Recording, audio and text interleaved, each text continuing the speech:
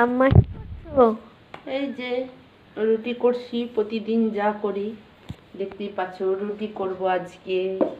আজকে ভুজিয়া করব আলু দিয়ে, না বেগুন দিয়ে আর টমেটো দিয়ে। আর এখানে এই যে তোমার বাবা দুধ আনায় প্রতিদিন, ওই দুধটা গরম করতে দিয়েছি। তো আজকে একটু দেরি হলো, অনেকটা রাত হয়ে গেল। একটু হাতাহুতি দাও না।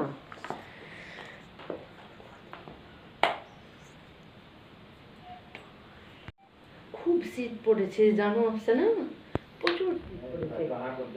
তার জন্য বাইরে জানো বাইরে যাইনি করতে, তার জন্য এখানেই করছি। আর আজকে যে লাইটটা দিয়ে করি ওখানে তো বল নাই, সেই লাইটটা জ্বলে না, তার জন্য গ্যাসই বসে গেছি আজকে করতে।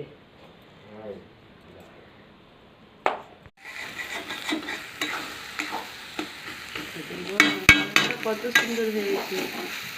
এই যে ভুজিয়াটা তৈরি করে নাস্তা খেতে ভালো লাগবে না বলো? খেতে খুব সুন্দর লাগবে।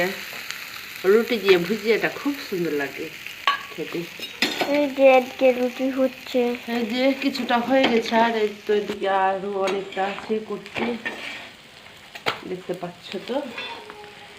আমি একটুখানি মুছে নিই।